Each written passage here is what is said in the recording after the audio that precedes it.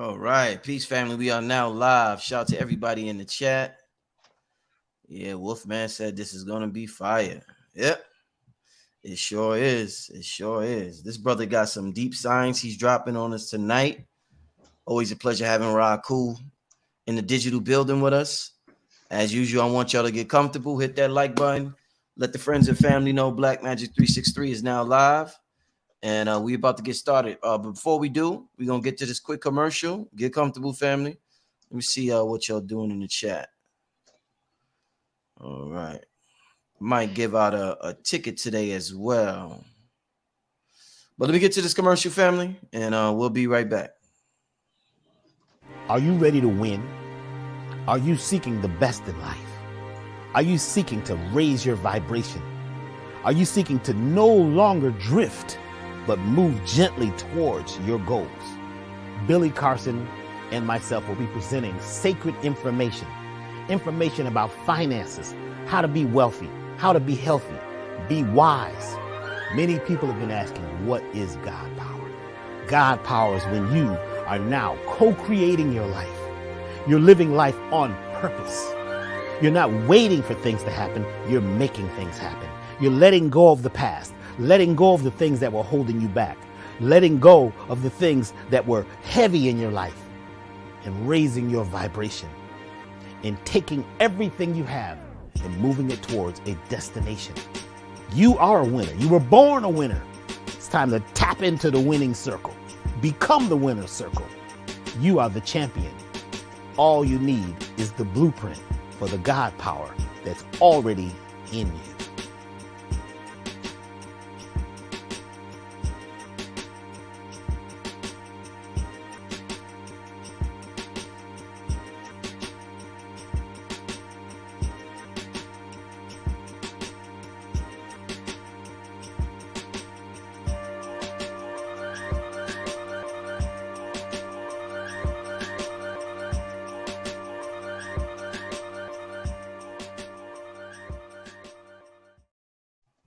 All right, family.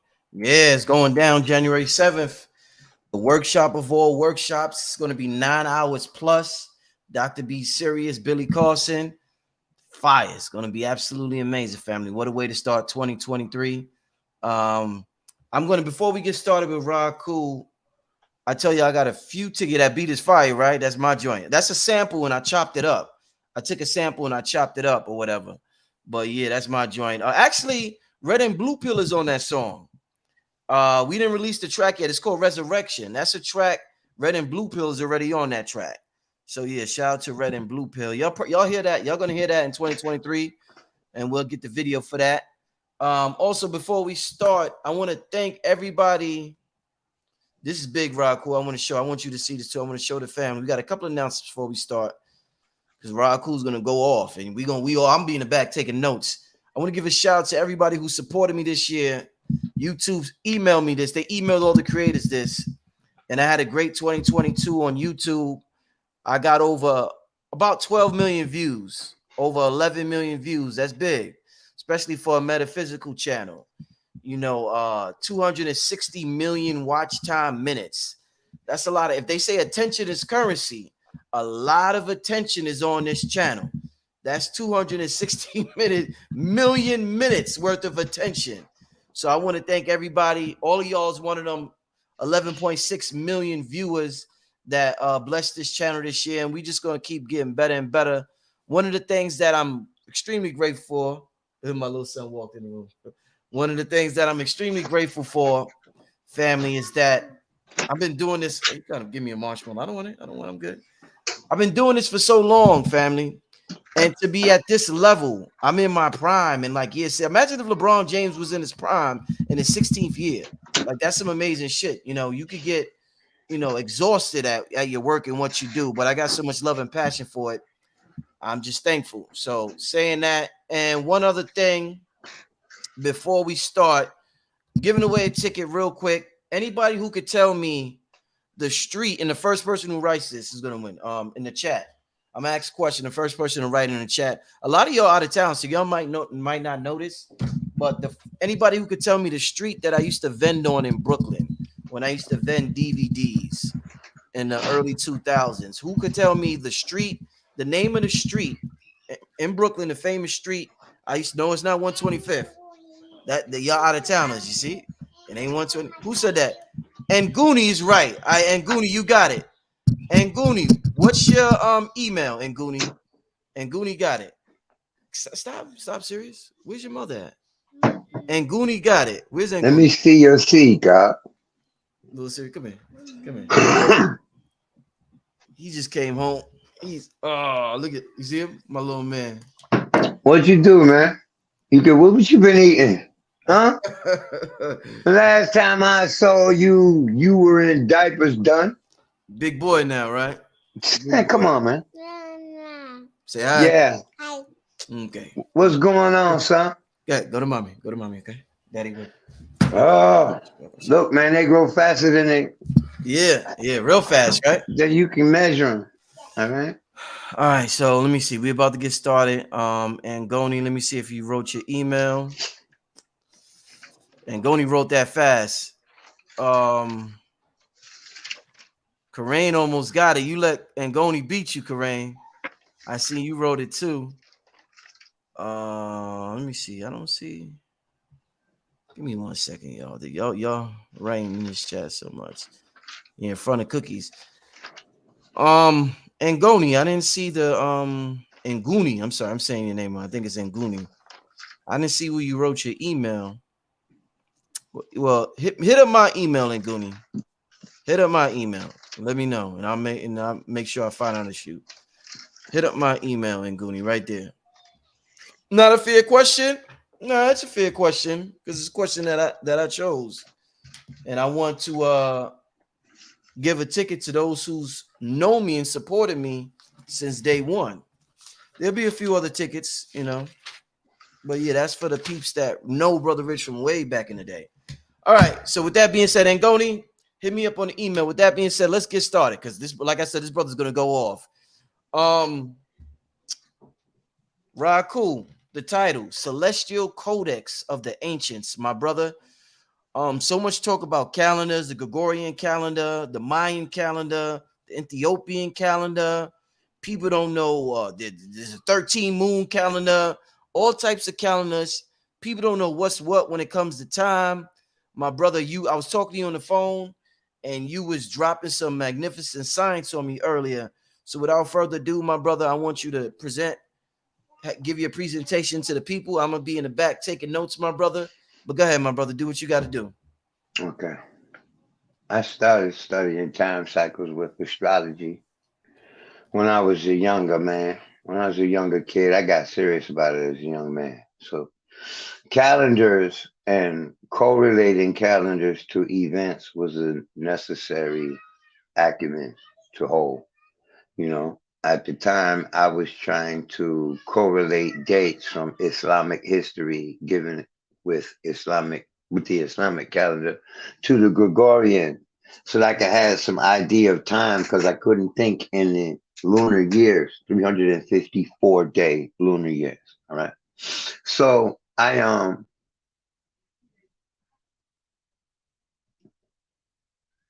started studying calendrics. All right. And I would remember how they were set to whatever season and climate of the place that they were designed in. For example, ancient Egypt were the first people that we have on record of using a 365.25 day calendar that was determined by the heliacal rising of Sirius. Okay. Now, this calendar was a solar one as well as a Sothic one because the location of Egypt on the earth allowed for Sothis, or for Sirius or Sabdet, more accurately, right? Sabdet to rise on the first day of summer, what we know as summer now, or the summer solstice. Okay, all their hieroglyphics and symbolisms point to this cycle that they use to keep time. Now, but there were several calendars in usage, And like the Mayan calendar, they had long counts. All right. This Sirius calendar has a periodicity or a full cycle of 1,460 years. Now, I got into this a little deeper when I started actually studying the Christian and Islamic origins from Egyptian mythology. And I was reading this book called Ancient Egypt, Light of the World by Wallace Budge, and he made mention of cycles of time of ages 26,000 years, and he made mention of the Sarthic cycle. So as I study more literature from anywhere, okay, regarding the ancient Egyptian religion and uh, how these things correlate, I saw how they put solar symbolism to the year. The story of Alsair is a solar epic about the year and the forces of darkness, and in the south, Set, king of the south, his brother, the evil one, the one that is dark, right, who represents darkness. This in Egypt, in the winter time, and when the sun reaches its lowest destination at summertime, is the death of Alsair, and the birth of Hero on the 25th is the rebirth of Alsair through Hero. And as the sun starts to go up in declination, like in the summertime, it's higher in the sky than it is in the wintertime, all over the planet Earth. And even if you are in the southern hemisphere, we would have to look to the north, but the sun is still at its most southerly declination. And this is where the Mayans started their quarterly count, pardon me, their quarterly count calendar, their half calendar. All right. So I started to look at different civilizations, and I started looking at how the cycles that they use for their months and their years and their decades and whatever time blocks. All right. I say months, years, and decades because this is what we use modernly and for you to conceptualize. But for example, in the Mayan calendar, they were 18 months of 20 days apiece. Okay. And therefore, when I say months, I'm talking about time block. When I say years, I'm talking about 365-day years. Now, peep this. The ancient Egypt Light of the World also referenced the 365.25 day calendar. The author said that the ancient Egyptians claimed that they got their calendar from the Twa, who are commonly known and ignorantly referenced as the pygmies. All right. So, and he mentioned that the solar calendar is 40,000 years older than any other type of man other than the original man on this planet. Okay. So it was, in other words, he's trying to indicate that it was extant long before man had evolved into the various races. Okay. So you understand that man has been bewildered by the stars like forever, right? So darkness and light has always been a theme, and is always the theme in every single one of the calendars, the ones that you find in India, the ones that you find in Mesoamerica, and the ones that you find in Kemet and all over Africa. Okay. These calendars all use the same numbers to break down weeks. Okay. The days of the week are attributed to the deities globally. Okay. Mesoamerica, everywhere. The months are attributed to a deity. And, there's a big old conflict, man, going on in my mind as to where these things originated. Did they originate in what we know in academia as the old world, Asia, Africa, Europe, Or did it originate here on this continent and migrate over there? Because the new evidence I found seemed to support that.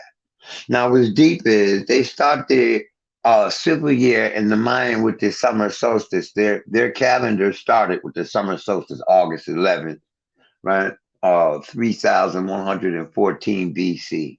All right. So each one of their cycles, their long count, is a round calendar used to measure specific planetary cycles on a broader scale.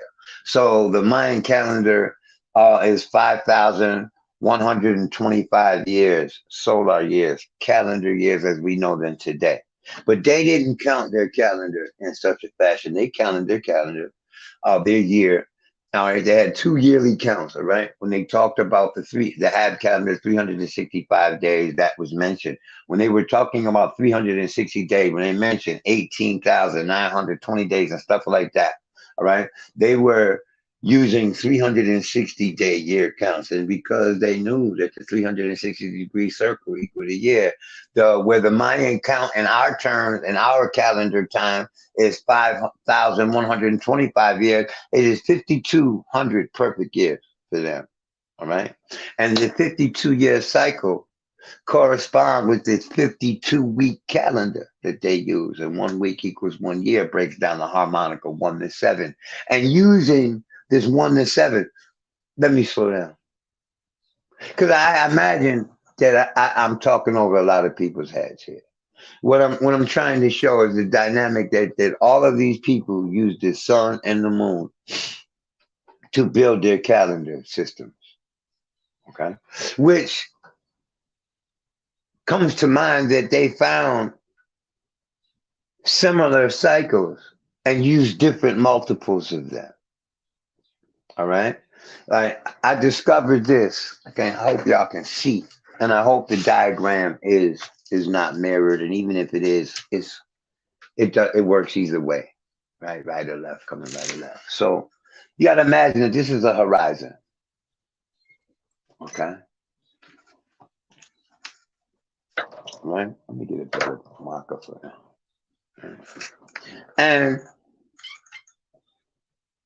this is the imaginary path of the sun as it goes around astrologically in the geocentric model. Okay. So this is the land and this is the sky. Right? We got heaven and earth going on right here. You know, in the beginning, you made heaven and earth. All right. You understand that, right? We got, this is called the meridian. So we got your latitude here horizontally, and we got your longitude here. This is what we do in astrology. So you can understand. This is like a scope, a sight, right? This is the highest part of the heavens, and from our position here on the earth, we have to look south to see the sun at its highest point in the day. If we were in Brazil or Australia or southern beneath the equator, anywhere on the planet Earth, we would have to look north to see the sun at its highest place in the sky, right? But at any rate, so I'm gonna use south because I live on the northern hemisphere, right? And thus east would be on the left and west would be on the right. Now, just understand this is the opposite side of the planet when the sun is beneath the earth and we can't see it, midnight, right? Right, middle of the night. This is the middle of the day. This is morning. This is evening. Okay. Now, if you understand what I'm showing you here, if ever an eclipse took place on this meridian perfectly, right, then 18 years, 11 days, 7 hours, and 42 minutes later, an eclipse from this series that this eclipse takes would take place beneath the horizon. Okay? This period of time is known as a Saros. Okay? All the calendars that I find and break down mathematically are bound by this calendar here, are bound by this celestial phenomena, that 18-year measure. They all use multiples of this 18-year fractal. Okay, the Chinese, the Mayan, an Egyptian, and the Hindus. Okay. Now I'm going to show you some stuff here because people think that astrological reading is derived strictly from a person's personality, and man used the celestial bodies to calendar his activities. This is the original man's calendar, the heavens and the motions of the earth under them. You see? So back to this diagram. When the third eclipse in this series happens, it will happen over here, but beneath the horizon. Okay? When it happens again here, this is what I'm calling a super Ceros. Okay? Right? Super Ceros.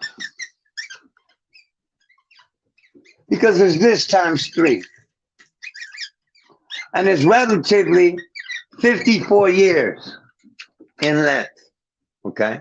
54 years, 31 days. But they use the number 54 because geometrically it holds the numbers 9 and 6, 3 and 18. You understand? And any number that is easily divisible by 9 and 6 can be used geometrically. Now, they took this cycle of 54 years and observed how it took 54 years for an eclipse to take place in the same part of the sky. Okay, an eclipse of the exact same nature, the exact same series. Okay, so thus you have partial eclipses that their series are traced so that you get nothing but partial eclipses every 18 years. And then after a partial eclipse, you start to get prenumbral eclipses and annular eclipses until you get a full eclipse. And then that fades out, right? So these eclipse cycles were used by the ancients to establish the order of their calendar. Now, why would they use eclipses?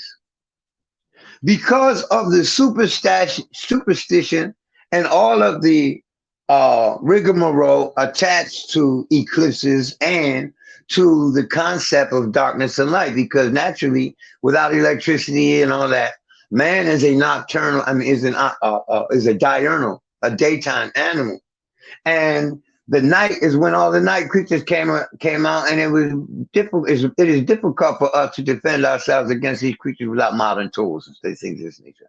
So that knowing when it was going to be light and when it was going to be dark and how long the light lasted and all of this stuff became an obsession for survival. All right. So especially eclipses, because eclipses are thought to, in every single culture from North America to Chile to the southern point of South America, from the easternmost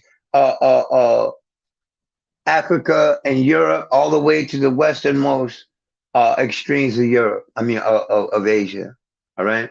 The serpent swallowing the sun has always been a symbol. All right.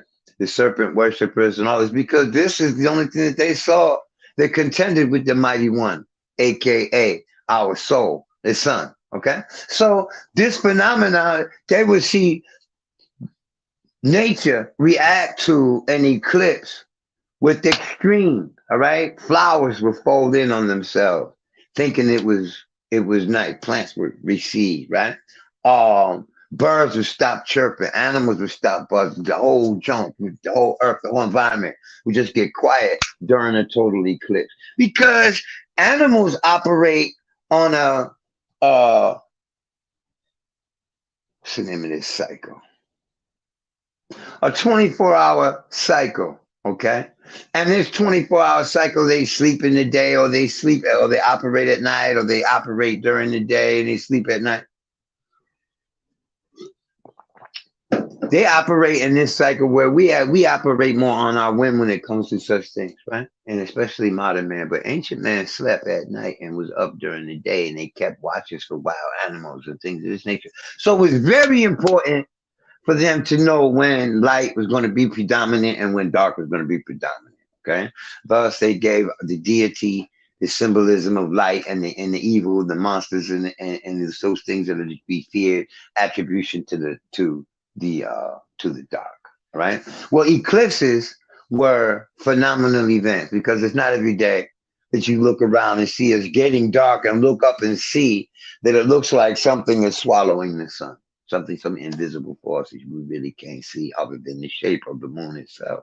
So with that, in regard, they started to keep a tab on when this was going to happen. Aside from that, astrologically speaking, we see, and you can check your Google, you can check your all your blogs, your newspapers, everything. At the time of an eclipse, the week before and the following months after an eclipse, there's a mad rise in crime, mad rise in assaults and murder, just like a full moon. Okay, an eclipse is a full moon of sorts. Okay, well, a lunar eclipse is a full moon, whereas solar eclipses is just another new moon, right? So they want to say, but eclipses have always foreshadowed events that were tremendous. Otherwise, ancient man on a global scale would not have had implemented the motion of the heavens and specifically the sun and the moon to keep these times, these recorded times. So now, when I went through my notes and I found all of these numbers stacking up on top of each other, like 6,585.3211 days.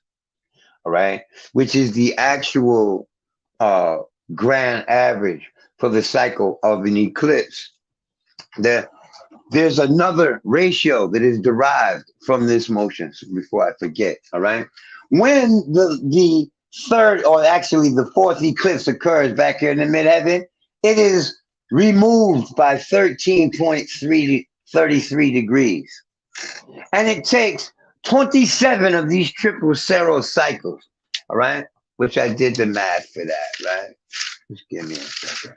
See what page, so I ain't memorized this yet, you know? 27 of these triple zero cycles are 1,460 years. Okay.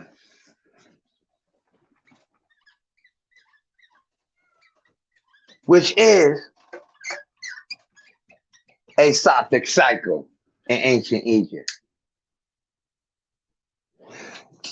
Because it is removed 13.3 degrees, it takes this triple cycle 27 more times to happen, so that these eclipses will move all the way around, and in the 27th cycle it comes back. So when they, at one time, Sothis or Sopdet rose with this cycle, with this calendar, okay? But the earth wobbles, the poles wobble forwards and backwards. This is called nutation for those who don't know geology, right? Nutation, right? So the nutation causes the rising of Sabdet or Sirius, the dog star, to oscillate. But for thousands of years, it takes that process to happen, and it takes thousands of years for it to misalign itself. This same cycle that requires a 1 to 27 ratio. When you're thinking mathematically, it's like the 27th harmonic. The astrologers use this exact ratio to compute tertiary progressions.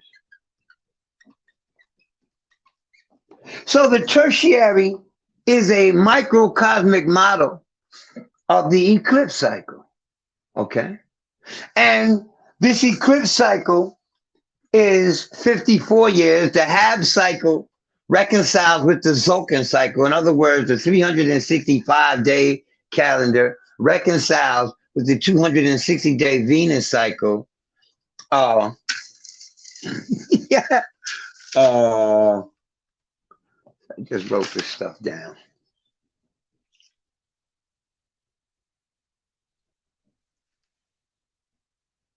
In 52 years.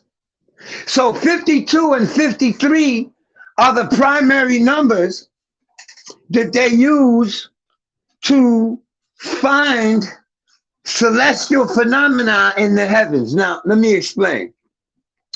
All right.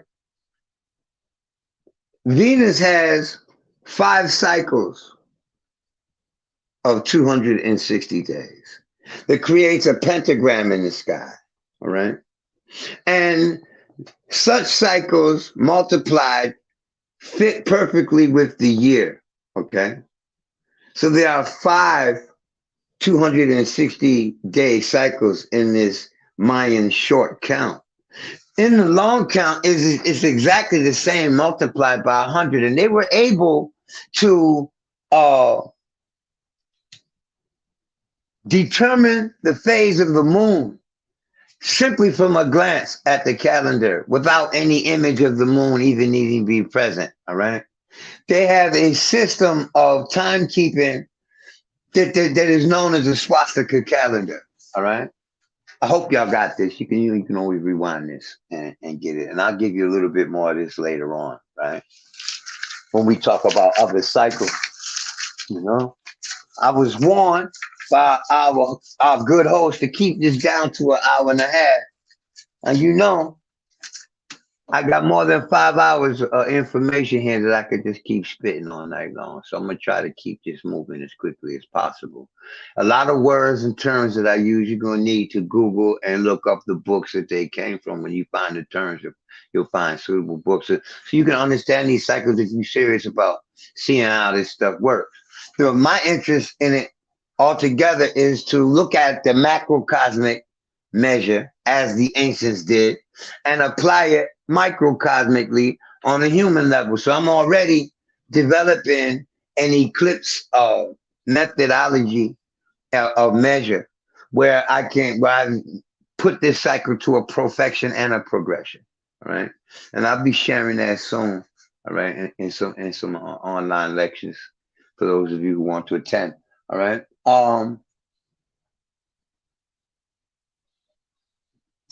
Where was I? So,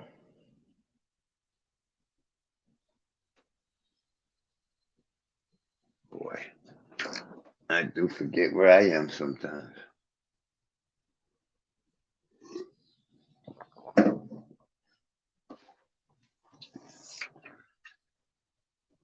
I can say this. The Sothic cycle was refuted by modern day mathematicians because of that nutational earth wobble. All right. So they begin to believe that it was just a symbol. All right.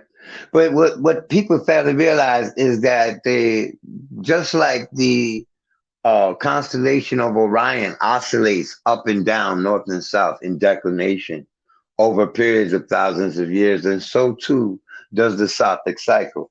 And the Sothic cycle during the time of Akhenaten was using the Sothic cycle to justify his taking up, depriving the priests of the south of Amun and transferring the power over to the priests of Ra in the north, right? And he chose Elamarna for his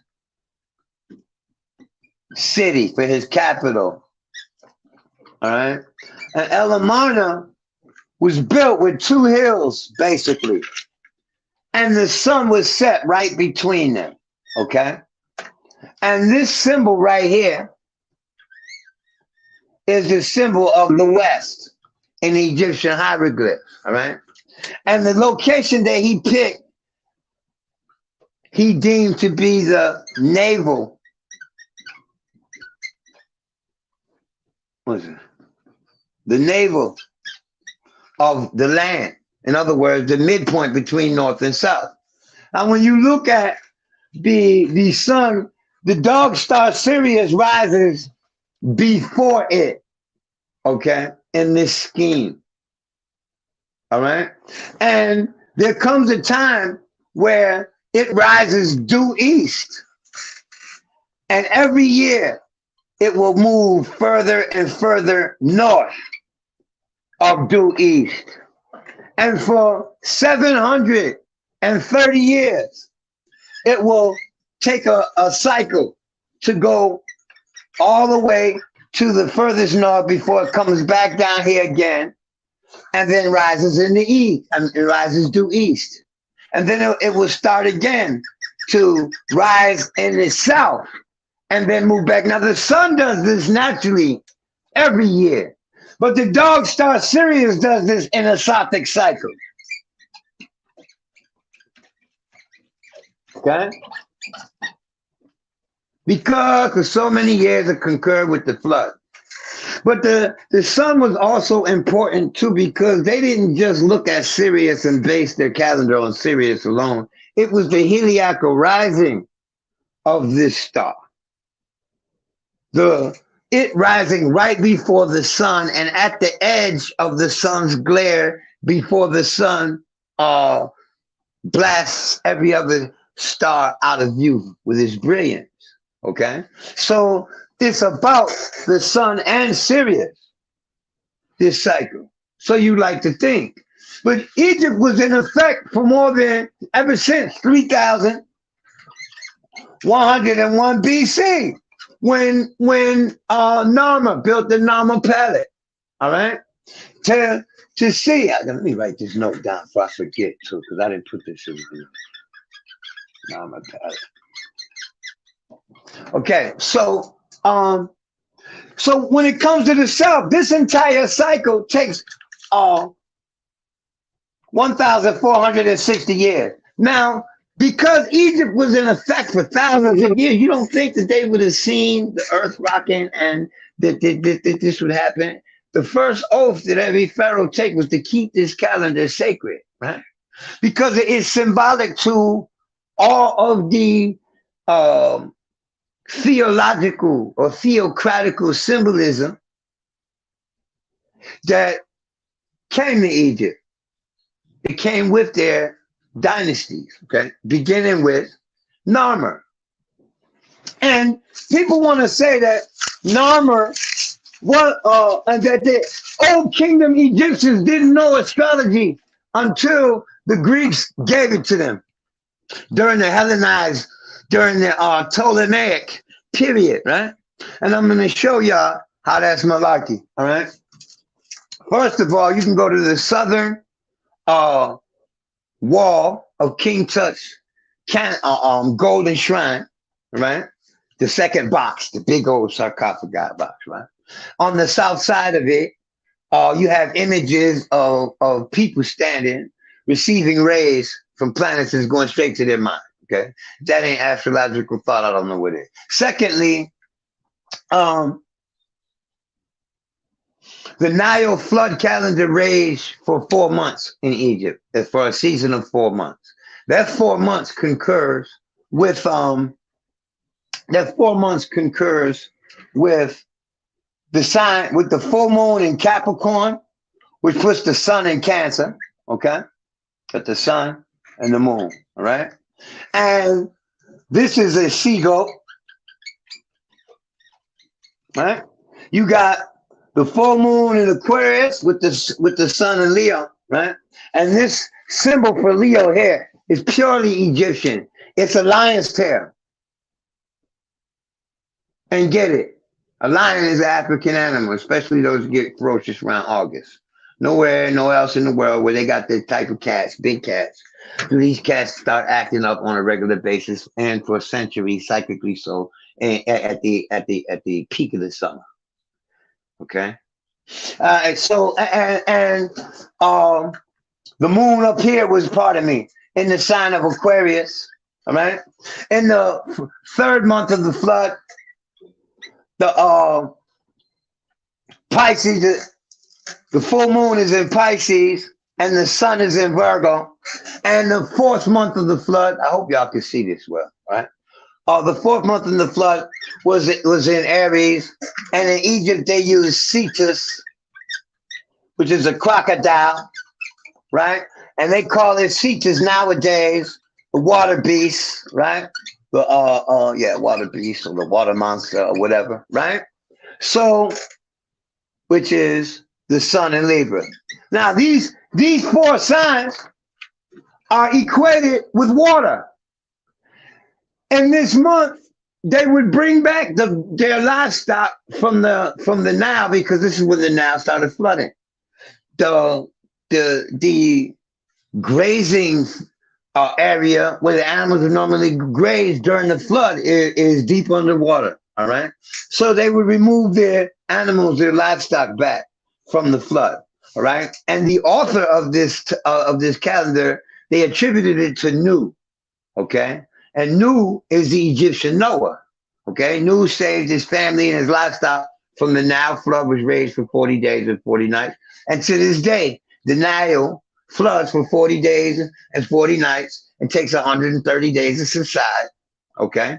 So when you look at this calendar, you got the seagull, you got the water bearer, right? The water bearer, which this is the sign of engineering and science. And it was in this month that the irrigation occurred while the full moon was in Aquarius. And thus they showed man happy. The god Happy was the constellation we call Aquarius today. All right. And this is when they started to use the irrigation for the Nile. And this month they started to, that reached its peak. By the time the third month of the flood comes, it's the full moon in Pisces, and they're eating fish. Because where they normally walk and graze and plant their crops is now underwater for a couple months, right? It's been underwater for a couple months. And this is the peak of the flood, right? Right between the second and third flood month. So this is when they was eating fish, or when there was a lot of water if they wasn't eating fish, because you got people out there screaming that they vegetarians, I'm sure. All right? And then there was the water beast. Now you gotta understand that the constellation, I hope y'all got this because it's going, all right? It's going fast, all right? The constellation of Aries sits over top of the constellation of Cetus. So what we know as Cetus today, all right? So this was the first, what we call pentade. The first pentade of Cetus, which is the first 5 degrees of that sign, is the lambskin. Okay? Now you have to take into consideration what lambskins was used for in Egypt. They would tie up the leg part after they took it out, tie up the legs, and they would make canteens out of them. So they were used to carry water. Okay? Pisces is fish, you find it in the water. Aquarius is carrying water. Capricorn is a goat who has a mermaid bottom because he's dealing with water. All right? Water on top of water on top of water on top of water for 4 months straight. While the sun is in from late motherfucking June until Libra, until the fall. That is the flood season. And the full moon are in those signs. Are in the signs of Capricorn, in the signs of Aquarius, in the signs of Pisces, and in the signs of Aries. All right? All of those symbols have water symbols. Now, so those 4 months of the solar year are attributed to water on top of water on top of water on top of water, right? Where and in what society on this earth does or has ever that we can find a flood season that lasts for 4 months and they use the calendar? So what I'm trying to get at here is that the zodiac as we know it in its form today come to us from Egypt. But some of the signs and symbols that we see in the zodiac are even older than Egypt. When they want to say that the centaur comes from those Greeks because we didn't have any centaurs, that is the temple of Dendera. That was built by Greeks, so yeah. But that was what Greeks, when they first saw the Africans on horses, that they thought that the men were attached to the horses. Okay, and it just so happens, and this is recorded in Astrological Origins, all right, that the month of that we call Gemini, right, is when the full moon occurred in Sagittarius. And the Egyptian calendar was lunar. Okay, so the zodiac was created from watching the moon on the backdrop of the stars. So all of the Egyptian calendars are fixed with lunar numbers and solar numbers. So it's not amazing to me to see that they had a formula of 27 supercero cycles or 81 eclipses, right, would be used to establish a cycle of time and to establish eras. Now, catastrophophobia. I can't skip over catastrophophobia. I've been thinking about it for the last 10 minutes or so. Okay. Man has always been afraid of catastrophe. You know, that's the only thing in nature that we can't seem to outdo. You know, we build houses on electromagnets for earthquakes, but we can't stop a tsunami from destroying everything. You know, we don't have any anti-tsunami technology. We don't have any anti-tornado technology. We can dig into the ground. We can burrow into the ground. You know, we don't have any meteor drop on us. So these things in nature happen to concur a lot with eclipse cycles. Not every single eclipse, but in sets of 18 years, in sets of 18 years, in groups of 18 years. You see what I'm saying? And these things man has always institutionalized in the form of his calendar. All right. I wanted to go somewhere else. Let me go through these notes because I'm losing my space and I ain't really following my notes that well. Right. So let me, for once in my life, present this to y'all as I wrote it. Right. All right.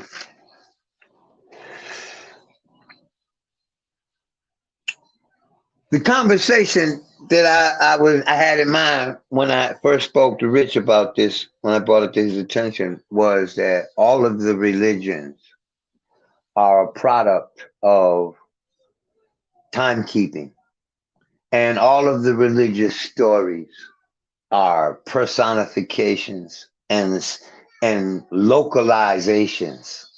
In other words, they made the signs and the motions of the planet people and places. Okay, like when they talked about the fields that you go to after you die, ancient the fields of Elysia in Greeks, and the field of reeds or paradise or whatever, and they call this the Dwat. Well, they're talking about the region in the sky where the Pleiades exist and where Orion exists, where Gemini and Taurus exist.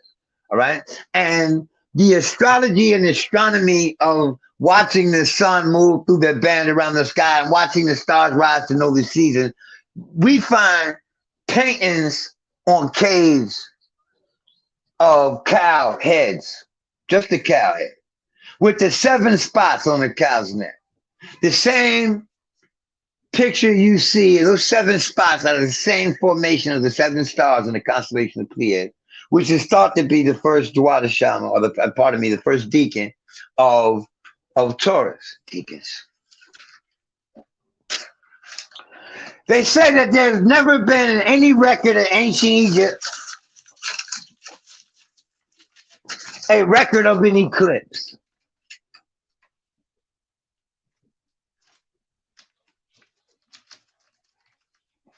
But they have references as the Kepler beetle.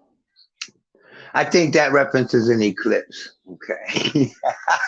You know, there's no way in the world they weren't in tune with eclipses when the Sirius calendar was not reliable over centuries, over thousands of years.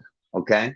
After 4,000 or 5,000 years, after 1,460 years, you're waiting for it to come back to a point where it began to measure.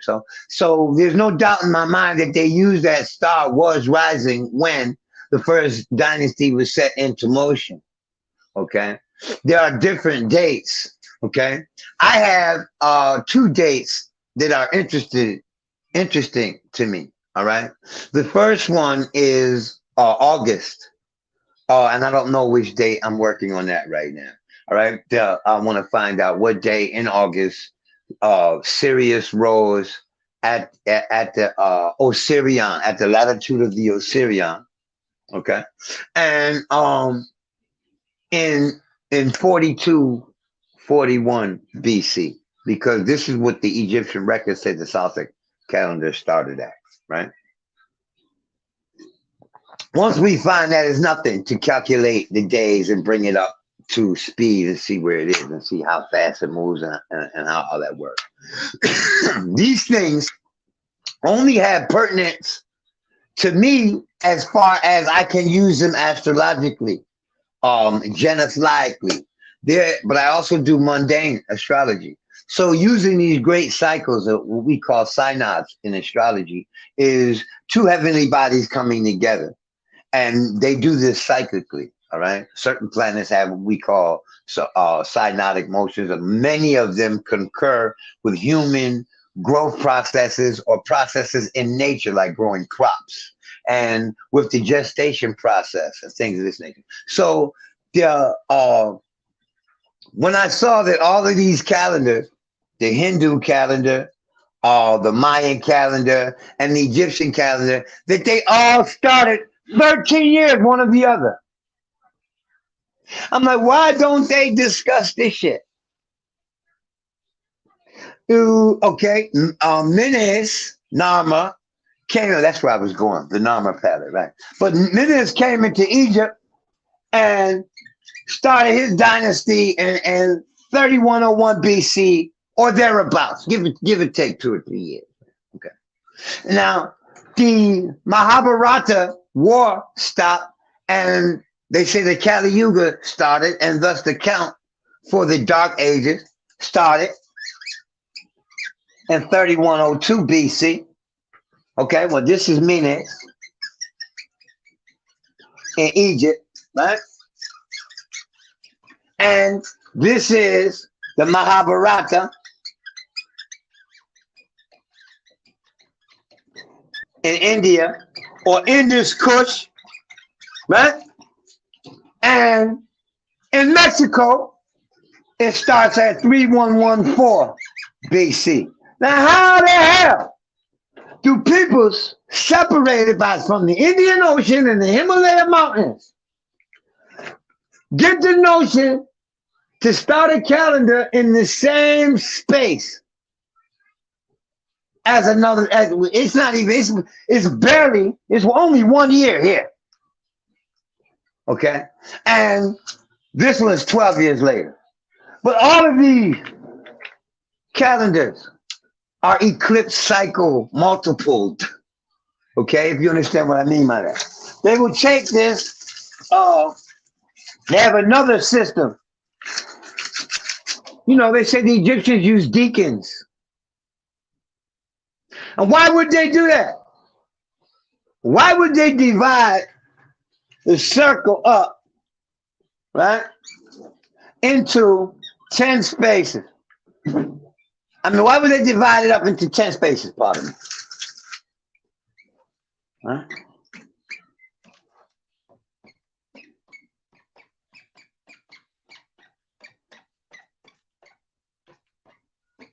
Okay, each one of these notches is going to represent 10 degrees. Why this pattern of deacons? 10-degree deacon. Nothing that we see at a mundane, from the layman's perspective, or the astronomical perspective, follows a 10-year cycle. No planet in our solar system does this. So where do they get dividing it into 10 deacons? I'm going to tell you, because this is rhetorical, right?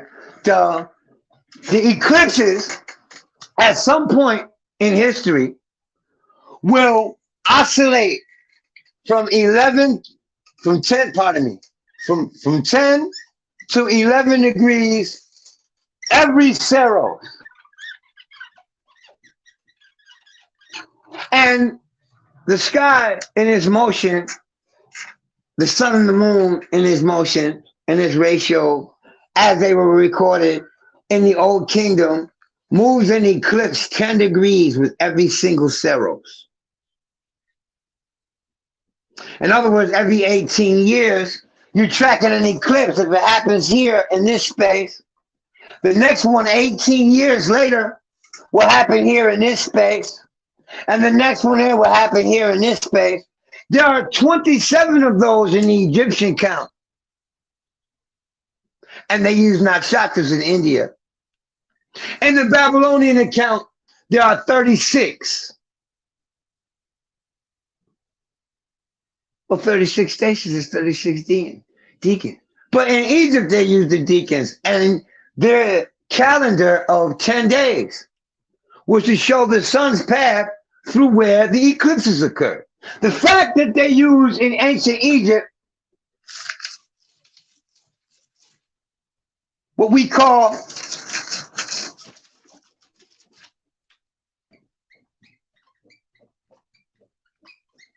an egg chronicle.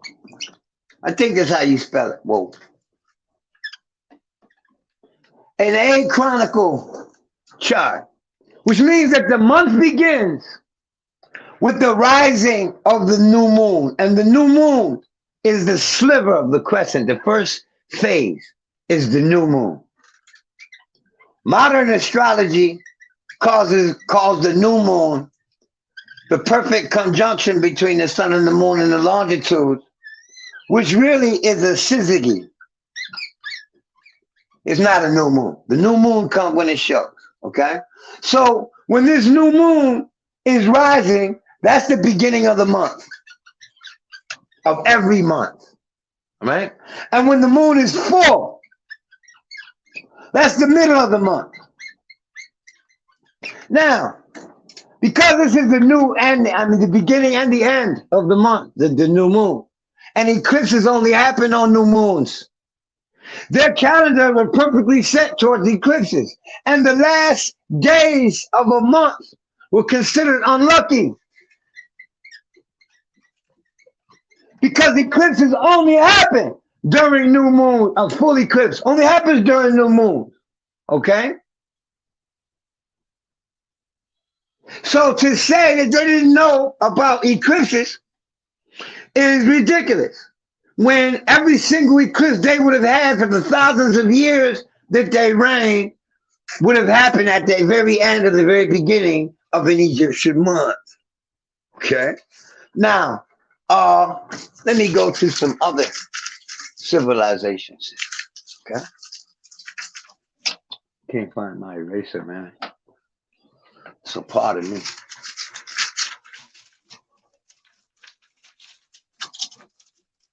Get my hand off cookie. All right.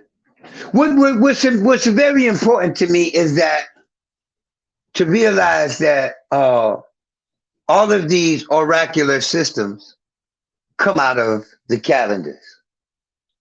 All right. So when I came to that realization, I wanted to understand more about Mayan astrology because I have literature that shows that they measured Mars for cycles and that they measured Venus for cycles, and they didn't go to war if Venus was in the phase of the evening star. And they only went to war when Venus was in the phase of the morning star. Okay, and which shows astrology. That's astrology. We go when it's here. When Venus is like this, we don't go to war. When Venus is like this, we go to war. That's astrology, dude. Because when Venus is like this, it's a bad sign. And when Venus is like this, it's a good sign for us. You see what I'm saying? And so this science of using the celestial body to determine the nature of the times as well as the time became commonplace in the ancient world. And I'm talking pre-Columbian, pre-European, pre-Aryan invasion, pre-Mahabharata, man. All the way, I would like to, George G.M. Jackson says that the science of astrology and astronomy goes back for more than 17,000 years that we can show and prove. Look at the Ashango bone and get an idea. Man was counting the motion of the moon then, okay? The zodiac is not a solar science. It's a lunar science. It's a lunar terror science. In other words, well, it may involve the sun now, and there have been over the years, a lot of emphasis put on the sun by way of the patriarchy and what have you. So therefore, it has come more to the fore. But predictive astrology is not based on the sun degree. Okay, it's based on the moon degree. right? Your age is determined by the sun. It is also determined by the moon. So you have more than one age. You got to recognize that. So when I realized that the ancients were taking the same cycles on a macrocosmic scale, breaking them down to a microcosmic scale, I'll give you a few examples of this. The Chinese zodiac is 12 years long. Okay. That is reflective of the orbit of Jupiter, which takes 11.86 years to go through the entire zodiac. Right? That the whole science of being lucky, being jolly, Buddha being oversized with his oversized gut, that's all Sagittarius indicated symbolism, right? And iconography. All right. Now, a Buddha means Mercury. All right. And it was in the age of Gemini. See that man started to develop the yoga practices. If you take the Gemini into consideration, right, and in its opposition to the sign of Sagittarius, all right, in the age of Gemini, the zodiac shows man's evolutionary, spiritual evolution, as well as his technological evolution, civilizational evolution, as well as the degree of barbarism that he steeps to, which would be a whole nother show, really, right? But you think in the age of Gemini, Gemini rules the lungs, and therefore breathing. It also has to do with writing, okay, and communication. All right? And it deals with the two brothers and everybody's ancient folklore. Okay? Before this, before the age of Gemini, was the age of Cancer. And this is the flood story. This is the flood in everybody's mythology. Okay? That's why everybody had a flood story. Cancer is the sign of boats, the sign of water, the sign of the oceans in ancient astrology. Okay? It also deals with domestication. Well, when you think about this sign, the opposite, right? Oh, let me remember this too. Mental. Gemini rules the mind. So meditation and breathing is all symbolized by Gemini. What about Sag? Sag rules the sinews in the body, which are the muscles that you stretch when you take yoga postures, okay? This is the sign of stretching, okay? It's also about ascension. So the idea of ascension in the yoga practices and all of that came about. And this is ruled by Mercury, which is Buddha. Okay? Speaking more on Mercury, you know,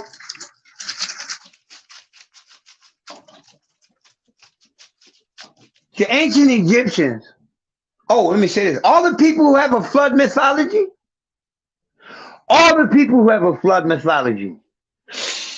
also have a tale of two contending brothers. They also have Osirian or Osirian influence in their culture. They all use eclipse cycles to calculate their millennia. India, Egypt, and America, all within 12 years of each other. And supposedly, according to the Pope and the European, they had no contact, no connections, no similar iconography can ever escape common authorship, man.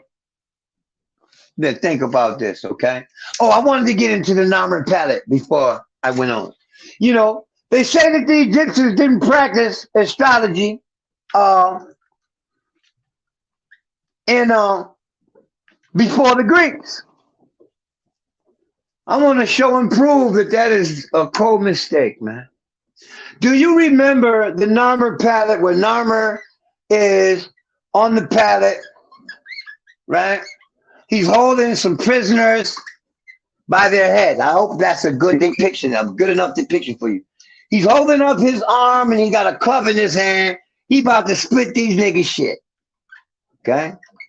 Now, if you remember the Namer palette, if you don't, Google it right now. in a side panel. So you can see what I'm talking about here, right? In the normal palette, there are two dead men buried in the ground, okay? At the bottom, right? Two men dead and buried in the ground under his feet, right? While he bludgeons his enemy. This is the shape of Orion, okay? This is Alsarian iconography, all right?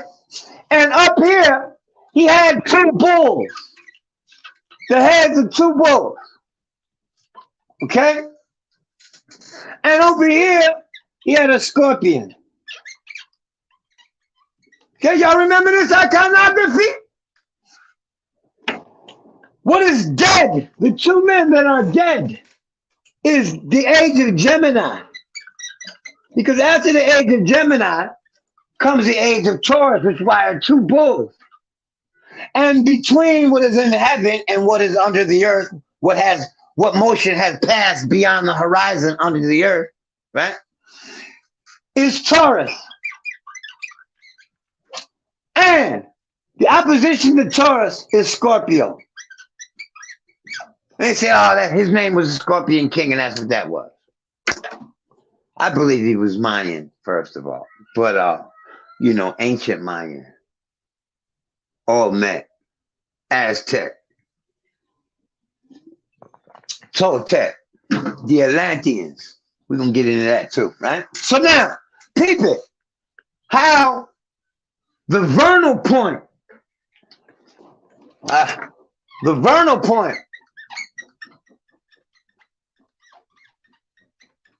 where the celestial equator intersects the path of the sun, that point is called the vernal point.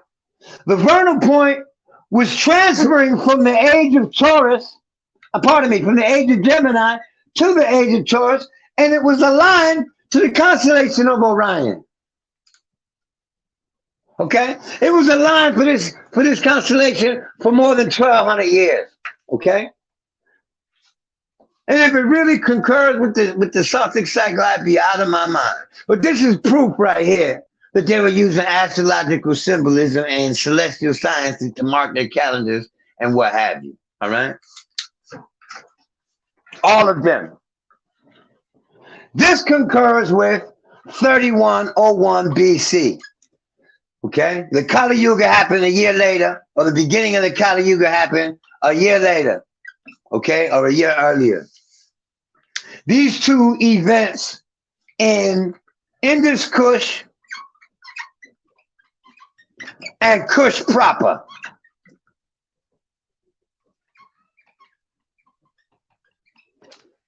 Okay? So I don't have any history with regards to this time period regarding Duapa or Dwipa Kush, all right?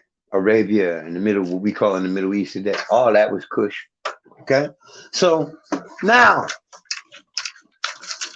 it brings me to the Mayan calendar. I need a better light here.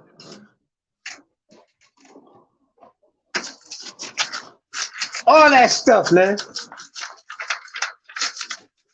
And I thought for the longest time that the Greeks had implemented the scorpion into the iconography of the zodiac, but the Egyptian month of Sur concurs with the sun passing through Scorpio. So the Mayans used the symbol of the scorpion for the constellation of Scorpio for thousands of years before the Egyptians did. All right. So the fact that this science got spread all over the world is crazy. All right. I wanted to deal with something else. The ancient Kamites claimed that the author of astroscience be it astrology or astronomy, mathematics, and architecture,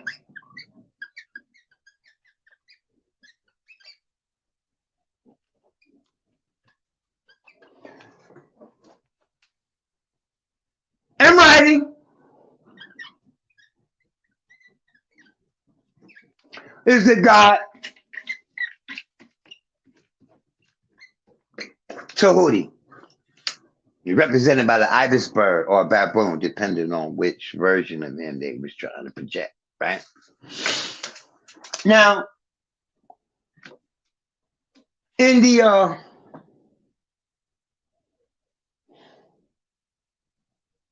Edfu text,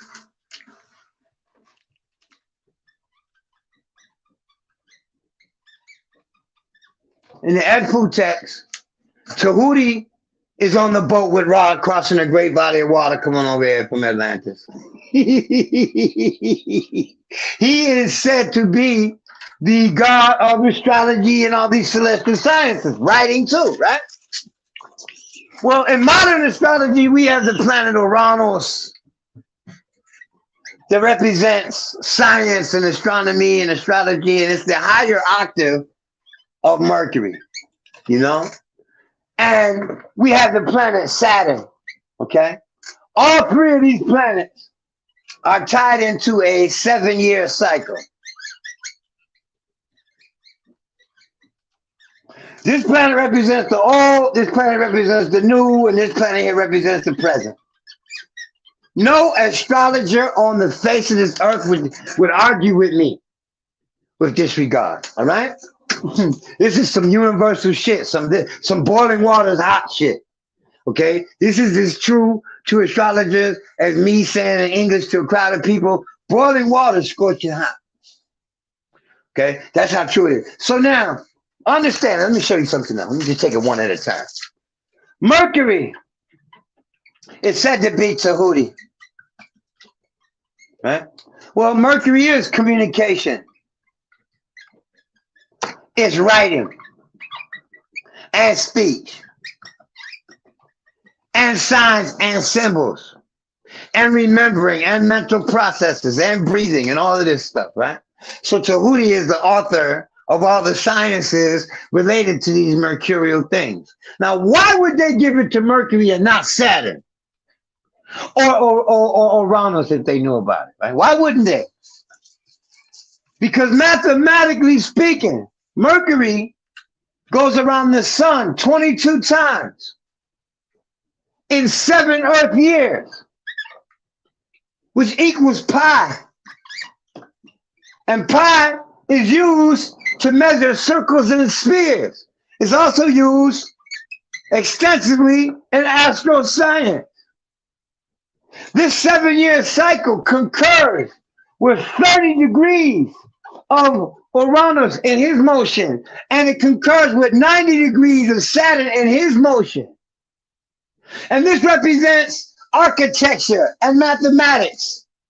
And this represents science and astronomy. And this represents writing. So this trine is what, and the synod of 7 years, and they tell you that Tahuti regenerated his cells every 7 years and lived for so many cycles. I bet you when I find that scripture, the number of cycles is perfectly divisible by 7 right here, or by pi, that 314. Now, somebody wanted to argue with me. They hit me on my inbox too, because they knew I had an answer, right?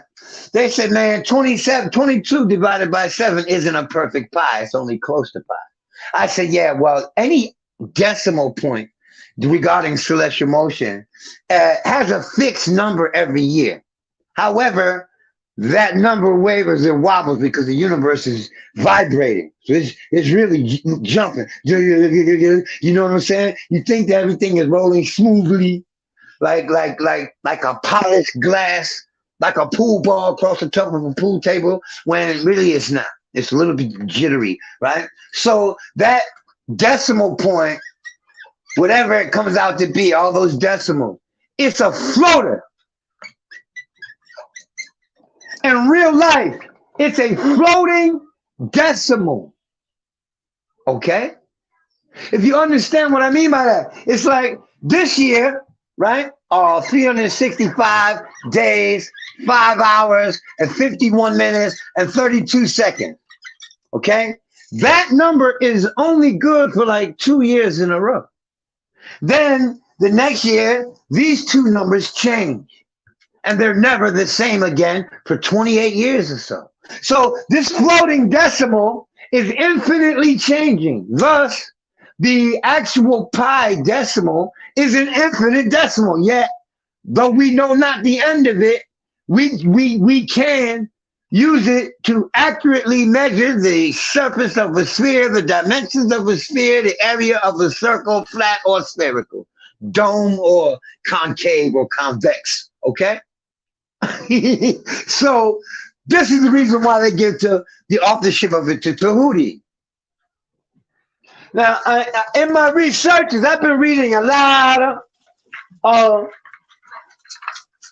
calendar work done by mathematicians who are striving hard to understand the foundation of these calendars and why they all have such an equal measure. And, you know, I'm an astrologer.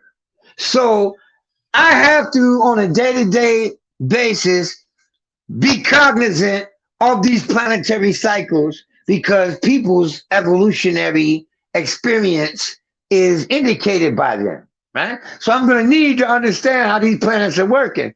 These mathematicians and astronomers who Western science, modern Western day Egyptology, chronological studies and all of this stuff here, these guys have no clue of the astrological symbolism and how ancient man employed it. So then when they make these observations and count these days and find correlation to planets, they blow it off to say, oh, these are just seasonal cycles. Yet their calendars are signs that describe people as well as events, man. Do you get that? That it is said, and I would love to believe that this is true. So 5% of me is like, I can't take that on face value. You understand? But the comment that the science of astrology was employed by any society that tracked the planets. Now, I mean, if they're tracking the sun and the moon and eclipse cycles and solar cycles and lunar cycles, and why then do they need to track Venus? Why do they need to track Mars and Mercury? Okay, you find Venus worship in South America 7,000 BC. You find Venus worship in ancient Egypt in the Tour Ramesses in like 1300, 1400 something BC.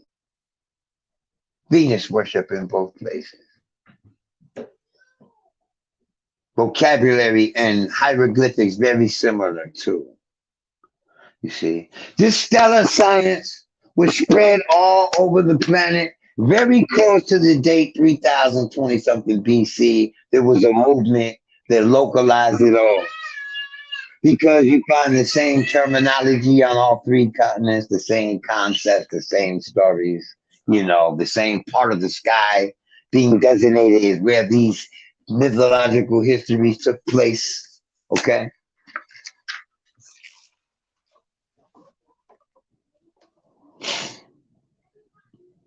So I was today wanting to speak on how modern religion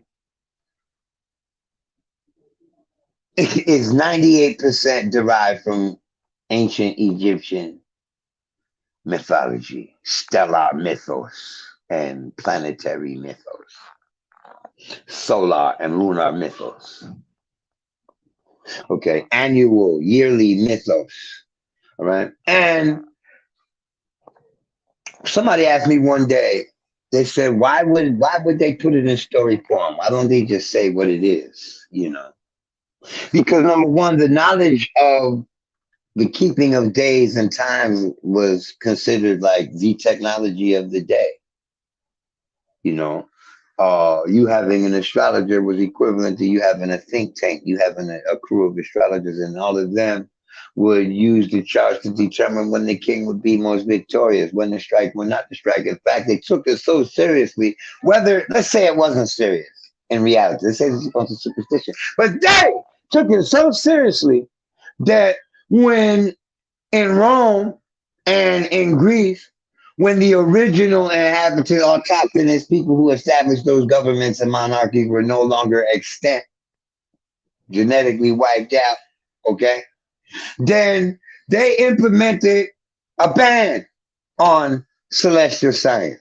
When Christianity and the monotheistic religion stepped in, they each and every one of them used astrology to create their scriptures, the stories in their scriptures, all those numbers that you see that are absolutely irrelevant, like if they're not being applied to star cycles. All right, let me go to the book of Genesis. The first verse in the book of Genesis talks about the planets. Now I want some Hebrew speaking individual to jump out there and say that I don't know what I'm talking about. All right. It says what? Bereshith, right? As Bereshith bara. Elohim es Hashemayim wa'aretz. That is loosely translated as in the beginning God created the heavens and the earth. When literally you look up that word Hashemayim, it means planets. And we know that it means planets. Because when the same word is used in the 19th Psalm, it says that the Hashemayim declare the glory of God. At night they show forth knowledge. Their words go to the end of the world.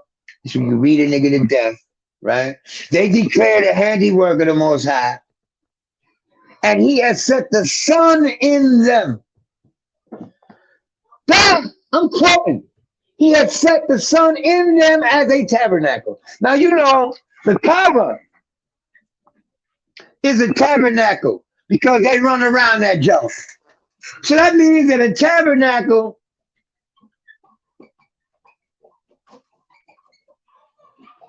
is at the center of the congregation.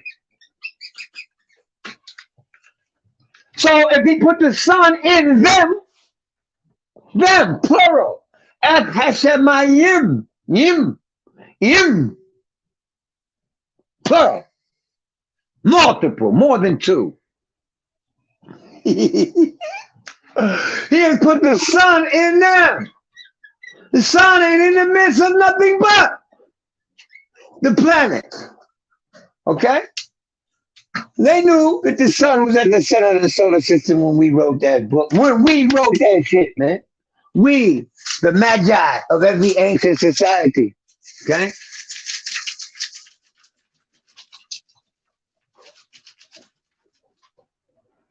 Like I'm gonna just sow through with all the rigmarole. If you don't know stellar science and you're not implementing stellar science into your historic studies when it comes to artifacts and anthropological finds of relics and systems of belief and religion, you late.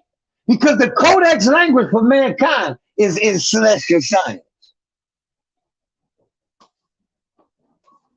It has never not been the case. Okay? Now, where do I want to go with this? Because every time I look at it, I start to write it down and then I just, okay. Okay, you hear in Egyptian mythology where it says that Nut, the heavens, had an affair on her husband Ra, and Ra cursed the period of time that she was gone or that she felt that she was cheating on him. Okay, which is the 5 intercalary days. We can curse anybody born on that day. Because these days are called the unlucky days, the uncountable days, the unnamed day, because they represent that. They represent a fractal. that the calendar is still off by if you're using 365 degrees. But what it is said is that while she was cheating with Ra, she was with Tahuti, and she was playing a game of chance with Tahuti, and Tahuti won from her 1/72nd of the light or the day, because the same symbol for light and day is the same in this codex, right? So 1/72nd is 1/5, is pointing to the number 5. These are the 5 days that are added to the 360-day calendar. Okay? Osiris is the sun and the moon and the poles and that triple motion. Okay? Because he's drawn leaning at that 23-degree angle in one of those. He's leaning at a 23.5-degree angle, approximately 23 degrees. And you get this angle naturally by a square that is 3 by 4. Okay? With 3 by 4 squares of equal size. Okay? Then you automatically get from corner to corner that 23.5-degree inclination of the poles. All right? Because the poles of the earth are tilted at 23.5 degrees with regards to the plane of the ecliptic. Plane of the ecliptic. And the 90-degree pole of the sun. Okay? That 23.5-degree angle is responsible for the seasons, and Aster is the Lord of resurrection, okay? Or the recycling. You want to put it in modern terms, right? Resurrection, reincarnation, revivification, resuscitation, any of that. Anything having to do with life passing from one form to another or passing period, life being transferred, all right? Now, Osiris was also cut into 14 pieces by Sut or Set, okay? And these 14 pieces, they talk about the 14 days that it takes to go from a new moon to a full moon, and from a full moon back to a new moon. From here to here is 14 days. From here to here is 14 days. Well, that entire circle, the Egyptians put everything in dual form. There were 14 mansions for the moon on top, and there are 14 mansions for the moon in the south. South of the celestial equator. Okay? And Sut was symbolic to the south, and Osiris is symbolic to the sun in the north. And when the sun crosses at the equinoxes,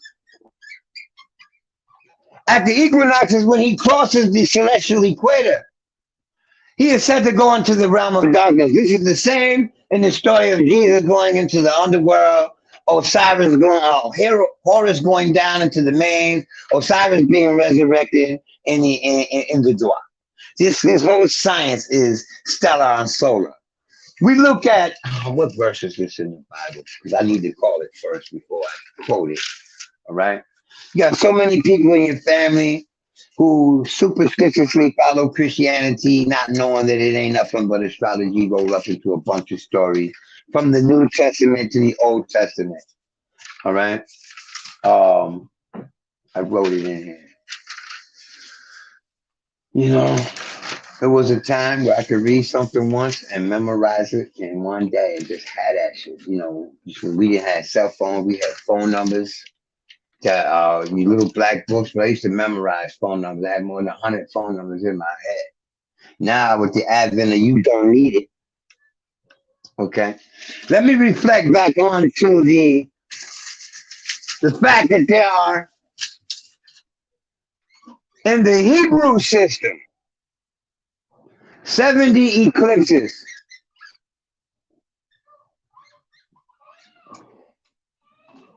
per Saros. Of these, 37 of them are annular, and 33 of them are partial. You find reference to the 37 and 33 throughout all of the Old Testament, the Book of Kings. But here in Genesis 46, when it talks about the children of Israel going down into the land of Egypt, 33 of Leah's descendants went, and 37 of Rachel, Bilhah, and Zilpah. And this is Genesis 46. When they talk about Herodotus ruling, coming to rule at the age of 33 and ruling for 37 years. And Herodotus is the one who condemned the Christ, right? He's the darkness that overcame the sun in the eclipse, the Son of God, who punished the Son of God, okay? Who condemned him. When the moon blocks the sun, the moon is condemning the sun not to shine his light, you see? So this science has gone even into the scripture to that extent.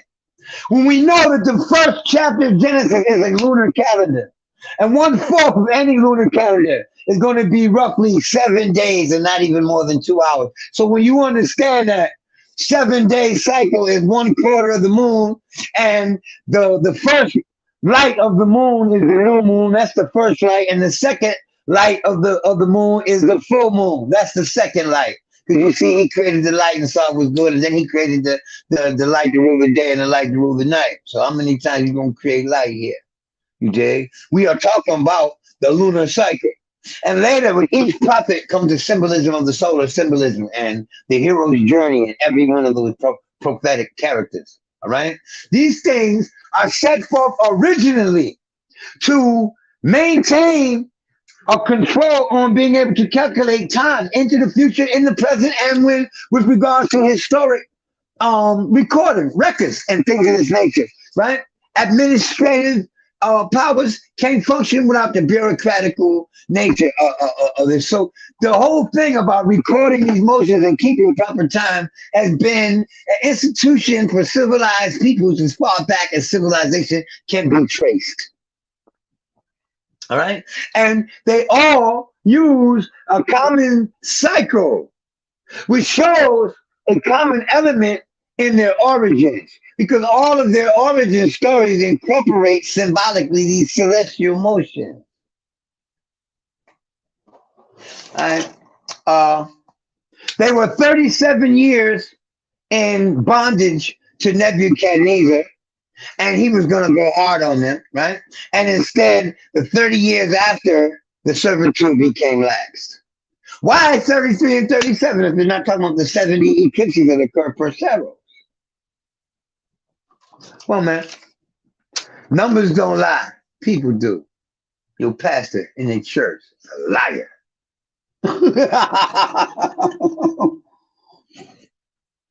He cold-blooded liar. He needs your tithes. He needs you to believe that somebody gonna come up out the ground and save you from your oppression, from your poverty, from your disease and your sickness. Like, you know, just like it says in the fairy tale, just like you see at the movies in Walt Disney. Okay. Understand that I needed to investigate these cycles when I found them and adapt them astrologically, but I cannot ignore the historic context in which they are given. All right. My mind is racing now too for me to reference what I was thinking of, what I was looking for here. So give me a second, right? And I've been talking for how long now without a single break. So I want to take like 2 minutes. And if you're paying attention, Rich, come on in here and indulge me. Yeah, I'm right here, brother, right here. Yeah.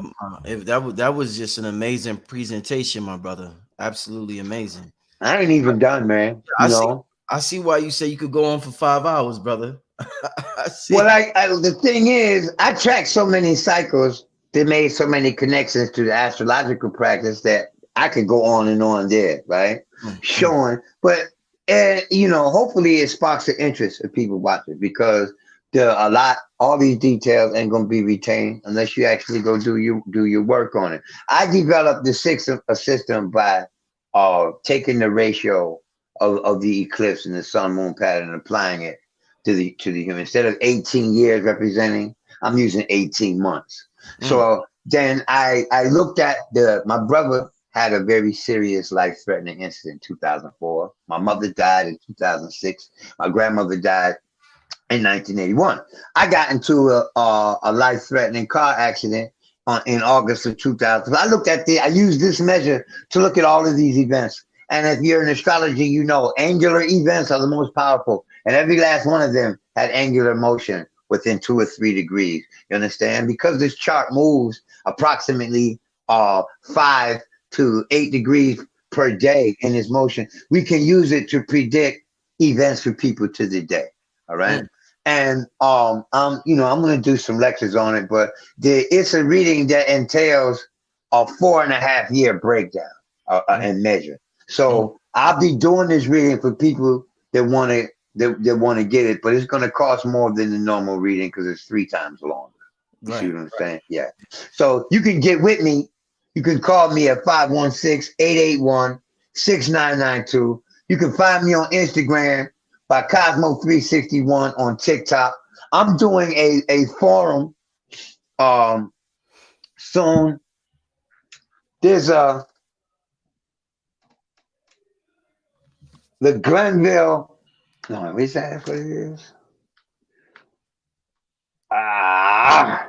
Okay, I'll announce it on my Facebook page. This should be on my Facebook page now. All right, about I'm doing a seminar. Okay, and I want people to go check it out. Right, there's advertisement for it all over the place, and I'm trying to find the link to it right now. Right. In the meantime, while he looks for that, family, I'm gonna take a couple of questions. I'm not gonna ask but I'm just gonna take a couple of questions from y'all. I already see Mr. Zeno got a question, so I'm gonna start with that one right there.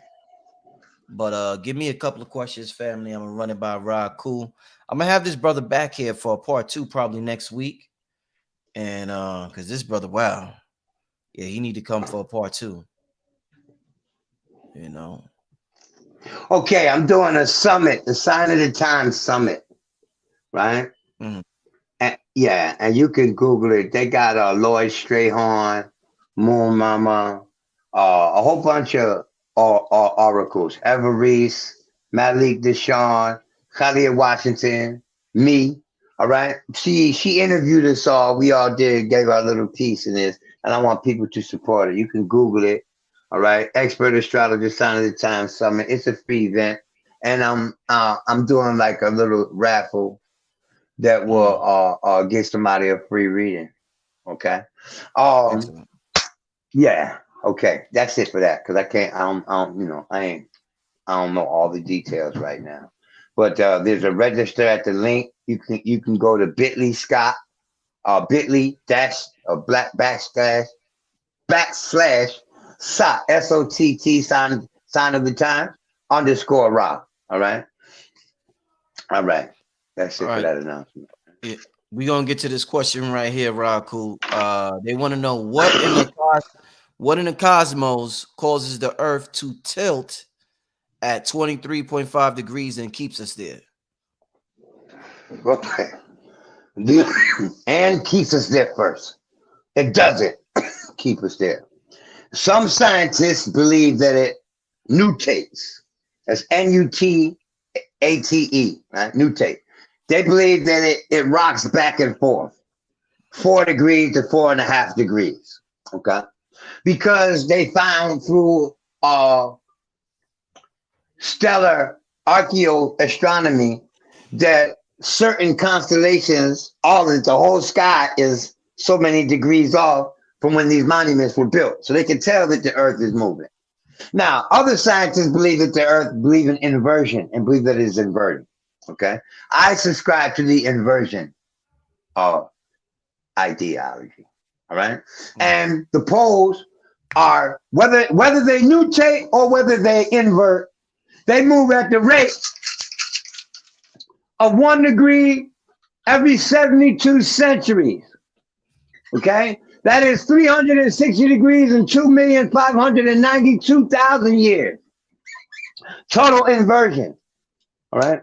So at one time, the poles were perpendicular. The poles of the Earth were not slanted. They were perpendicular to the plane of its orbit. And the ice caps were very small. And universal spring reigned supreme. That means 12 hours of day and 12 hours of night for centuries on end. But you have to understand, in about 648,000 years, the Earth will lay down on its side.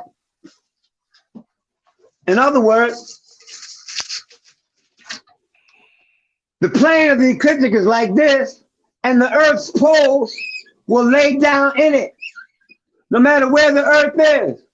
The North Pole, South Pole, no matter where the Earth is on that circle. South Pole, North Pole, South Pole, North Pole. And when this happens, we are in a stage of our planetary evolution that deals with what the ancients called, what the ancient Muslims, the ancient Quran, the Quran references as Yawmullah, the days of God, or what the ancient Greeks in their mythology called the battle of the gods, okay? When the gods did battle on the earth.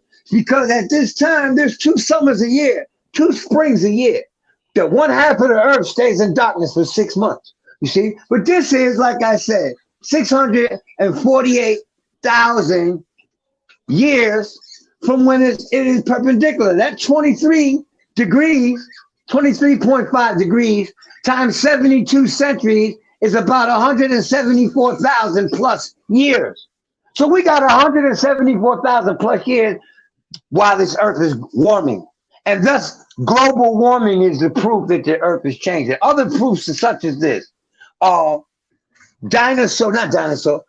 bear and walrus fossils found in the Sahara Desert. All right. Seashell fossils found a half a mile up Mount Everest. Walrus bones found in Southern California. Ice core drilling in Antarctica that shows that Antarctica had tropical weather by tropical plants being in. So this to me suggests that the earth is rolling in space, and thus what is now dry land, it used to be underwater, and what is now underwater used to be dry land. Okay. You got some more questions? Yeah. Let me right, that was a hell of an answer. Somebody got a question about Nibiru. You know about Nibiru? Do you I don't subscribe to any fictitious planets. Next. All right.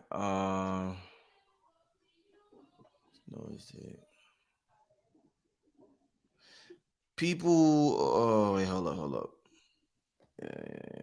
Give me 1 second. Ask him about the validity of primordial waters at the bottom of the universe. I don't know. I've never been there. Okay. Now, what do they symbolize? Man conceptualized the coming together of form by energy descending and slowing down in its vibratory frequency into a state of matter. And they say that the entire universe is it symbolizes the watery abyss. Is what they call it, the new. But is there actually water out there? I don't know like that. There's ice on planets. I get that. But there's ice on comets and on meteors. Okay, till they pass through our atmosphere. So watery abyss under the earth at the bottom of the universe. I don't know who can show us which way is up in the universe for the universe to have a bottom. Let's go. Why did Mayans sacrifice so many people?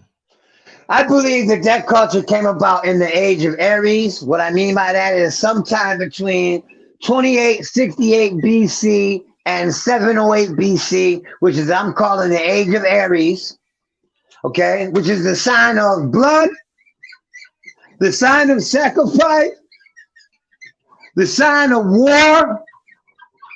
Okay? So during this practice, they showed love to their God by being Aryan, which when it moved to the age before this, it was in the age of Taurus, they showed love to their God by exalting bulls. They still do this in India. In the age of Gemini, they showed love to their God through yoga and through writing, God, you know, and through the story of the two brothers. So in the age of Pisces, we showed love by believing and by developing faith. You see, faith was developed. The faith religion developed in the age of Pisces. We are now in the age of Aquarius, man. I'm a realist, man, because that's what the times require. You see?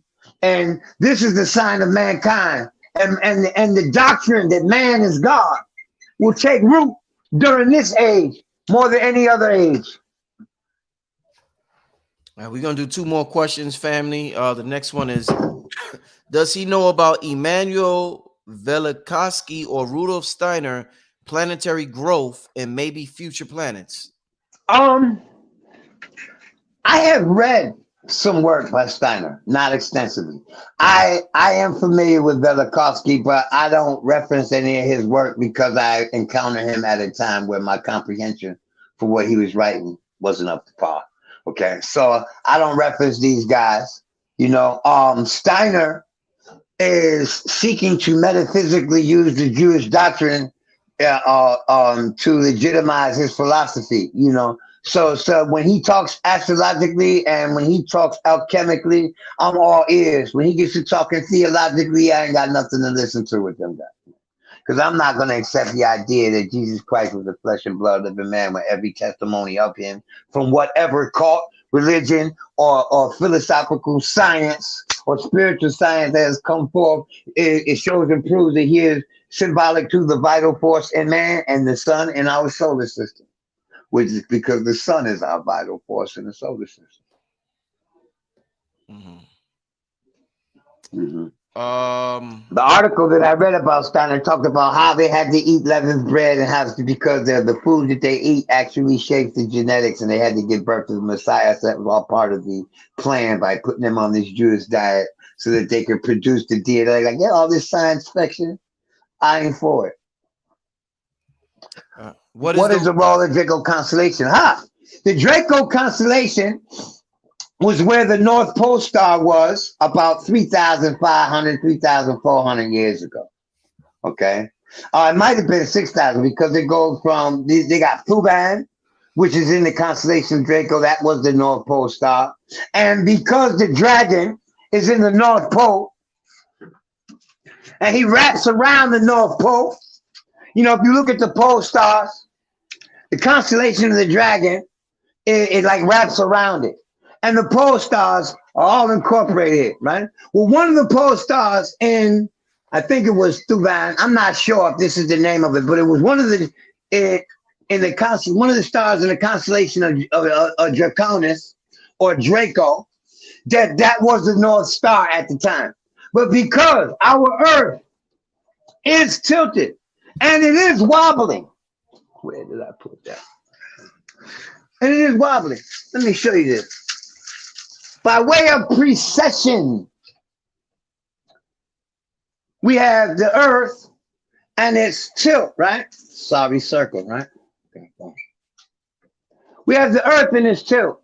This tilt wobbles, though this circle is drawn way bigger than it actually tilts, okay? Really, the width of this circle in space is 3.6 degrees, all right? But this 3.6 degree loop is called the volute, right? 3.6 degrees, it leans. The poles will lean in a period of 25,920 years. If you multiply this by 100, you'll have the entire 360 degrees covered around the whole globe, all right? So when we hear about the world of the gods, or the land of the giants and demigods, and how man rule, how kings rule for how divine kings ruled for 63,000 years and so forth, and how the heroes or the demigods ruled, and then man started to rule in the year 3,100. I don't think they were talking about immortal beings or other than anything that was other than earthly people. I do believe we were larger. You dig them? And I believe that the monuments that they built all around this globe, prehistory, pre-European presence on this planet, that they were a testament to the ancient ones that were gigantic. All right. We're gonna get one more because I'm enjoying this. So I'm gonna get one more. Let me see with the. Oh, give me 1 second, family. Give me 1 second.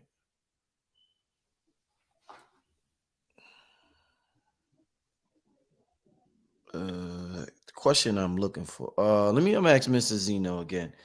If the constellations represent symbols represent different waters, what are the differences of each water? I don't know what he means here by water. I know he's not talking about H2O. Is he talking about ether or the fluids in the body? You want to elaborate on that, Mr. Zeno? What do you mean by waters? If you could elaborate on that real quick. I don't want to speak for you. I want you to tell us exactly. I don't want to assume what he means. I'm gonna give you a minute. See, then we got to move I have on. I have a thing when people say, if this is so, then what is this? I mean, that is on the premise that if this is so, okay?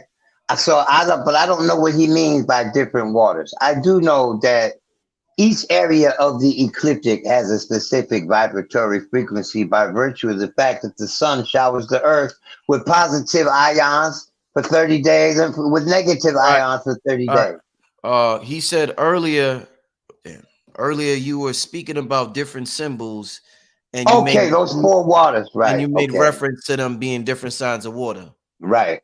Okay, and what is the difference between them? The difference between them is that each one of them represent one of four stages in the flood and in the flood season. The sign of Capricorn represents the time where they are bringing their livestock back from the shore. That is the difference between Capricorn and Aquarius, is that Capricorn, the full moon in Capricorn occurs while the sun is in Cancer for 30 days. And there's only one new moon per month. All right. So they used a water animal to convey hieroglyphically that this had something to do with the presence of the time that had to do with water. The second month of the zodiac is when the Egyptians started to employ the usage of their irrigational systems. And thus Happy is shown. The difference between Happy and Capricorn is that Aquarius is an air sign. It represents humanitarian growth. It represents freedom faculty in human nature, where Capricorn represents restrictive nature.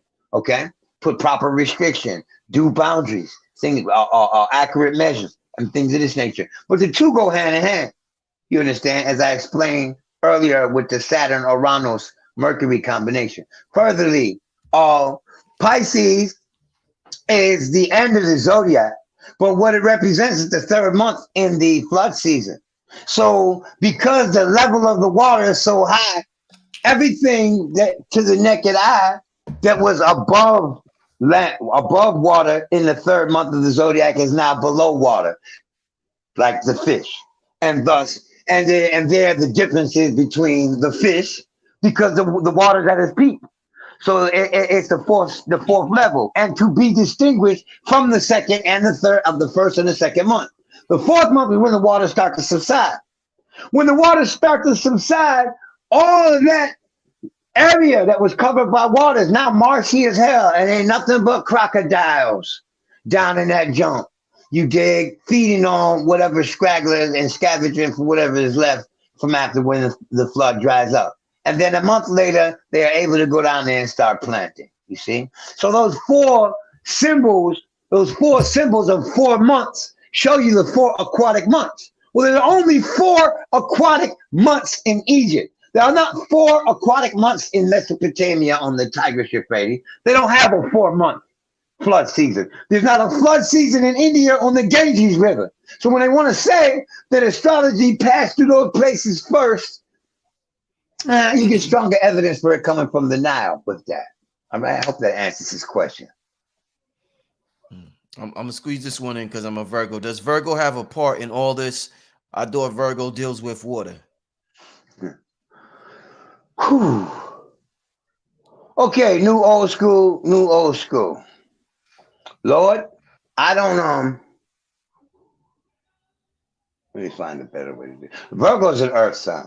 Okay. So Virgo points to the merchant class and it deals with materialism and those things that have to do with materialism, whether you're a materialistic Virgo or not. Okay. So in terms of water, astrologically speaking, from the paradigm of astrology, the water signs are Scorpio, Pisces, and Cancer. There are no more other water signs. The planets now are also symbols. You have the moon, Pluto, and Neptune. These are the watery planets. Okay. Neptune deals with chemicals, liquid chemicals, as well as things made from solid chemicals. The moon represents water and milk, things that are needed to sustain and nourish life. Okay. Scorpio deals with semen. It deals with blood. Okay, Mars deals with blood. So Mars is also the ruler of Scorpio. So when you talk about water, astrologically speaking, we're not talking about H2O exclusively. So when you say water sign, you're referring to the plastic nature of man because emotions are like water. Thus, we're referring to man's emotional tendent nature. And when we refer to the fire signs, we're talking about man's personal nature, where he exerts himself, where he will burn energy to acquire, okay? And when we talk about the earth sign, we're talking about materialism, finances, economics, okay? Sustenance, material existence, all right? And when we talk about the fire, air, earth, air, we are talking about the gaseous state of matter and things that actually fly through the air, as well as the higher part of our nature, which is our mind. Okay, so Virgo deals with water in their social houses. Okay, if you want to ask like that. Virgo has Pisces in the place of partnership. So there's a sign of compassion and trust in the place of relationships. And if there's none of that, the relationship ain't gonna last, right? And in the house of friends, honorable acquaintances, associates, and all social dealing, whether professional or social, okay? All interactive human interactions is the 11th place and is the sign of Aquarius. And this talks about the camaraderie that is emotionless between people. You know, like you hear that your friend dies, you're like, oh, I'm sorry to hear that. But it ain't no boo hoo hoo all on your knees like your mom's died because there's no emotion involved. It's just purely a mental connection. And Aquarius is also the sign of platonic association. So that is an emotionless bond between people. Okay. And the sign of Gemini deals with air. See, speech, because you can't do this by yourself. You need other people to communicate, to go back and forth, to engage. And the actual currency is ruled by Mercury. Not the value of the currency, but the actual certificate or the piece of paper with the writing or printing on it that represents the money is Gemini. So you need other people in order to keep that in circulation. So the air signs deal with the social mental aspect of man's evolution. So in their place of friends, in their place of remembrance and learning, and in their place of partnership, in their place of brothers as well. Okay, so most of the earth signs are very connected to their comrades and their brethren by virtue of the fact that they all have water signs in the social places like that, right? I mean, that's as short as I can. It's the only way I can put it shortly. Rod, give your contact information one more time before we get out of here, my brother.